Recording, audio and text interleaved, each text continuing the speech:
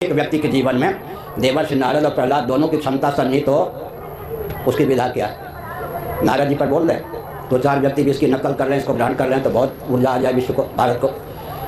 नारद जी सबको आत्मा स्वरूप जानते हैं, आत्मी भी समझते हैं, वो क्षमता है। हिरण्यकशिपु के दरबार में भी उनका सम्मान होता, चापलूसी के बल पर नहीं, इस विज्ञान के बल, इस निष्ठा के बल पर।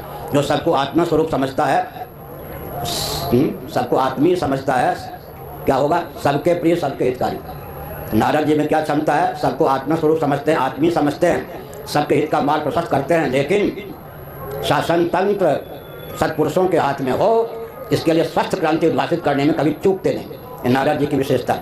सबको आत्मा स्वरूप समझिए, आत्मीय समझिए, लेकिन व्यासपीठ पर और शासन तंत्र पर अधिकृत व्यक्ति, योग्य व्यक्ति प्रतिष्ठित हो, इसके लिए स्वस्थ क्रांति को उद्भाषित कीजिए। अब प्रहलाद का क्या का है?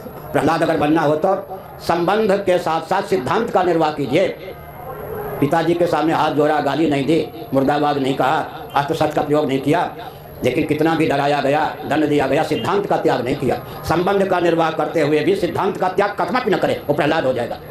सबको आत्मा स्वरूप आत्मी समझते हुए भी सदा दैवी संपन्न व्यक्ति व्यासपीठ और शासन तंत्र पर अधिष्ठित रहे, इसके लिए स्वस्थ क्रांति को उद्भाषित करे। देवर्षि नारद, मैंने कई बार कहा इस सत्र में, दो का एक हो जाना ही पर्याप्त है, उसी से सारा संगठन हो जाता है। लोग कहते हैं हिंदू बिखरे हैं, इस समय कुछ सुनता नहीं। अरे दो के एक हो जाने से एक एक व्यक्ति को मिलाने चलेंगे, कब तक मिलेंगे? सारा काम हो जाता है। अभी कोई खंडन नहीं कर रहा तो हमारा काम बन गया है ना। सहयोगी भले ही कम हो, खंडन विश्व में कहाँ हमारा होता है? क्रिश्चियन तंत्र, कम्युनिस्ट तंत्र, मुस्लिम तंत्र, जैन तंत्र, कहीं से हमारा खंडन नहीं होता। हो गया ना, खंडन नहीं होता, प्रतिशोध की भावना भी नहीं है, क्योंकि मैंने पहले विचार दे दिया।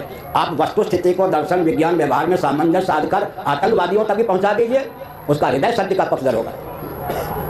देखो हिरण्यकशिपु, हिरण्याक्ष से सब चूकते क्यों हो? इंद्र, जब तक शरीर में प्राण रहेगा, मूर्छित नहीं होऊंगा, चूकूंगा नहीं, लिहाज पूर्वक आक्रमण नहीं करूंगा, रहेगा नहीं भागवत। लेकिन मेरी भावना तुम्हारे हाथ से मैं मारूं, वृत्रासुर।